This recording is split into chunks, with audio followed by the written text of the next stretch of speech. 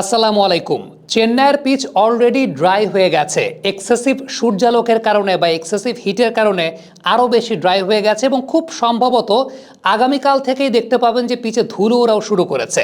এবং এই ধরনের পিচে, লাল মাটির এই ধরনের পিচে স্পিনারদের কার্যকারিতা থাকাটাও খুব স্বাভাবিক ছিল, কিন্তু আনফর্চুনেটলি বাংলাদেশের স্পিনাররা সত্যিকারের অর্থে ডমিনেট করতে পারেন নাই।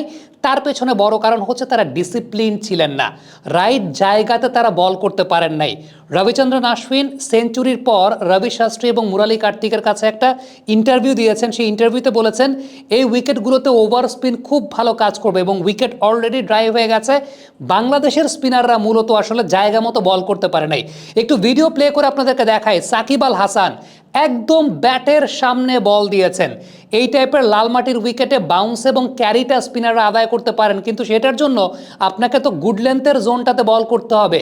5-6 মিটার ওর মধ্যে বোলিং করতে হবে বা 4.5 মিটার বোলিং করেছেন সাকিব আল হাসান।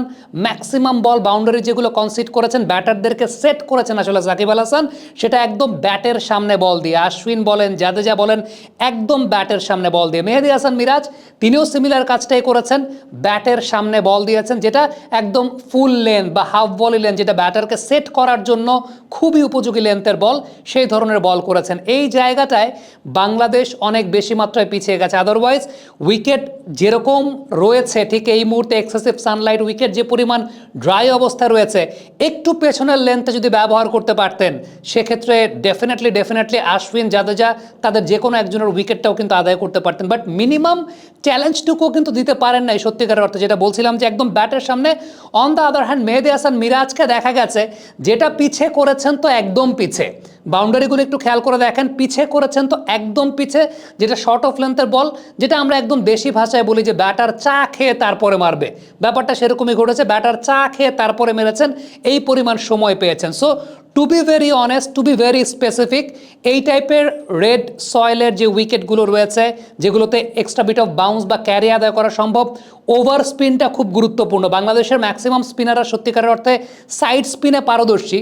ওভার স্পিন মেহেদী হাসান মিরাজ রিসেন্ট পাস্টে শেখা শুরু করেছেন, কিন্তু পারফেক্ট জোনটা তো হতে হবে। আমরা এর আগে একটা ভিডিওতে দেখিয়েছিলাম যে চেন্নাইতে ভারত সর্বশেষ যে টেস্ট ম্যাচটা হেরেছিল, ইংলিশ স্পিনাররা বেশ ভালো ডমিনেট করেছিলেন এবং ইংলিশ স্পিনাররা ডমিনেট করার পেছনে জ্যাক লিচ এবং ডম বেস, এই দুজন স্পিনারের লেন্থটা যদি একটু আপনারা খেয়াল করে দেখেন, কোন লেন্থে বোলিং করেছেন, কোন লেন্থে বোলিং করে তারা এক্সট্রা বাউন্স ক্যারি আদায় করেছিলেন ইন্ডিয়ার এগেনস্টে।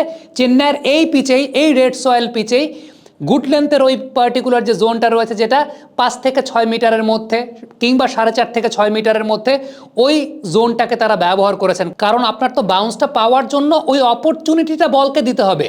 আপনি যদি একেবারে ব্যাটের সামনে বল ফেলেন, বল তো বাউন্স করার চান্স পাবে না, ব্যাটসম্যান সঙ্গে সঙ্গে শট খেলে ফেলবে। আপনি যদি একেবারে পেছনে বল করেন, ব্যাটসম্যান তো আরামসে ওই জায়গায় শট খেলে ফেলবে এবং বল ওই কাজ করার, অর্থাৎ ওই এক্সট্রা বাউন্স এবং ক্যারি আদায় করার যে বিষয়টা, সেটা কিন্তু করতে পারবে না। সো আপনি যদি একদম খুব বেসিক সেন্সে চিন্তা করেন, ঠিক এই মুহূর্তে আপনারা দেখছেন রবিচন্দ্রন আশ্বিনকে দাঁড় করিয়েছে আমরা সেই জায়গাটায়, যে জোনে বল করাটা প্রয়োজন ছিল, যেটা এর আগে ইংলিশ স্পিনাররা করেছিলেন 2021 সালে যখন চেন্নাইয়ের মাটিতে খেলা হয়েছিল, যেটাকে আমরা গ্রিন জোন দেখাচ্ছি, ওই গ্রিন জোনেই তারা বোলিং করে এক্সট্রা বাউন্স এবং ক্যারি আদায় করতে পেরেছিলেন।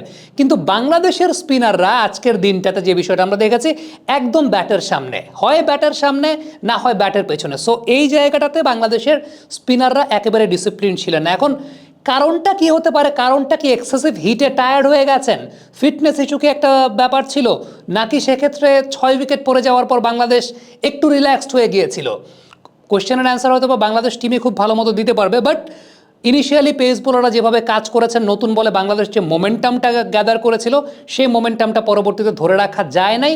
এর পেছনে বড় কারণটা হচ্ছে জাদেজা এবং আশ্বিনকে বেশ কিছু লুজ ডেলিভারি দেওয়া হয়েছে এবং সেই লুজ ডেলিভারিগুলো আবার যদি আমরা একটু দেখি, আবারও আপনারা একটু দেখেন, ব্যাটের সামনে গুড লেন্থে পিচ করলে দেন বল টার্ন করারও সুযোগ পাবে, টার্ন অ্যান্ড বাউন্সেরও অপরচুনিটি আসবে, কিন্তু এক্ষেত্রে বল টার্ন করার কোনো সুযোগই আসলে ম্যাক্সিমাম ক্ষেত্রে বাংলাদেশের স্পিনাররা দেন নাই, যেটা ব্যাটসম্যানদেরকে সেট করেছে। আশ্বিন এবং জাদেজা সেই জায়গাটায় সেট হয়ে গেছেন সত্যিকার অর্থে। এবং এই টাইপের পিচগুলোতে আবারও বলছিলাম যে আমাদের দেশে আমরা সাইড স্পিনে বেশি পারদর্শী থাকি, বাট ওভার স্পিন আশ্বিন কিন্তু পোস্ট ম্যাচ ইন্টারভিউতে একটা কথা বলেছেন যে এই টাইপের উইকেটগুলোতে ওভার স্পিন খুব বেশি মাত্রায় কার্যকরী হবে, এবং ওভার স্পিনের ক্ষেত্রে যে বিষয়টা গুরুত্বপূর্ণ সেটা হচ্ছে আপনি একটু পেছনের লেন্থে অর্থাৎ 4.5 থেকে 6 মিটারের ওই লেন্থটাকে ইউজ করবেন। এখন ওই লেন্থটাকে যদি আপনি ইউজ করতে না পারেন, বল যদি একদম ব্যাটার সামনে পিচ করান, দেন সেক্ষেত্রে তো এই টাইপের প্রবলেম তো ক্রিয়েট হবেই। সত্যিকারের অর্থে বাংলাদেশের স্পিনারদের সাদামাটা বোলিং ছিল, এই ব্যাপারে অস্বীকার করার জন্য কিছু নেই, কিন্তু প্রথম 2টা সেশন বাংলাদেশ ডমিনেট করেছে। সো টেস্ট ম্যাচ ক্রিকেটে এই বিষয়টাই ঘটে যে একটা দল হয়তো বা 2টা সেশন ডমিনেট করবে, 3 নম্বর সেশনে আরেকটা দল কামব্যাক করবে। This is the beauty of test match cricket. Let's see এই টেস্ট ম্যাচটা কোন দিকে যায়, কিভাবে যায়। বাংলাদেশ 2টা সেশন ভালো করার পর লাস্ট সেশনটাতে খারাপ করেছে। এখন কালকের দিনে যখন নতুন বল, দ্বিতীয় নতুন বলটা যখন ডিউ হবে, অর্থাৎ নতুন বল যখন পাবে বাংলাদেশি বোলাররা, তখন তারা কিভাবে বোলিং করে সেটাই দেখার বিষয়, এবং সেই জায়গায় ব্রেক থ্রু পাওয়াটা আসলে বাংলাদেশের জন্য খুব ইম্পর্টেন্ট। আদারওয়াইজ টেস্ট ম্যাচ ক্রিকেটের নাম্বার 7, নাম্বার 8 একটা খুব স্পেশালাইজড পজিশন। এই স্পেশালাইজড পজিশনে আসলে স্পেশালাইজড ব্যাটাররাই ব্যাটিং করেন, এবং ইন্ডিয়ার সাকসেস রেটের টেস্ট ম্যাচ ক্রিকেটের অন্যতম বড় কারণ ঋদ্ধিমান সাহা, আশ্বিন, জাদেজা, এই 3জন ব্যাটার শেষের দিকে এসে আসলে ম্যাচ উইনিং একটা ফ্যাক্টর করে দেন। যে কারণে আমি to be very honest, Bangladesh টিমে লিটন এবং মিরাজের ব্যাটিং অর্ডার প্রমোশন কখনো চাই না, কারণ টেস্ট ম্যাচ ক্রিকেটে এটা একটা স্পেশালাইজড পজিশন। এই স্পেশালাইজড পজিশনে স্পেশালাইজড ক্রিকেটারদেরই থাকা উচিত।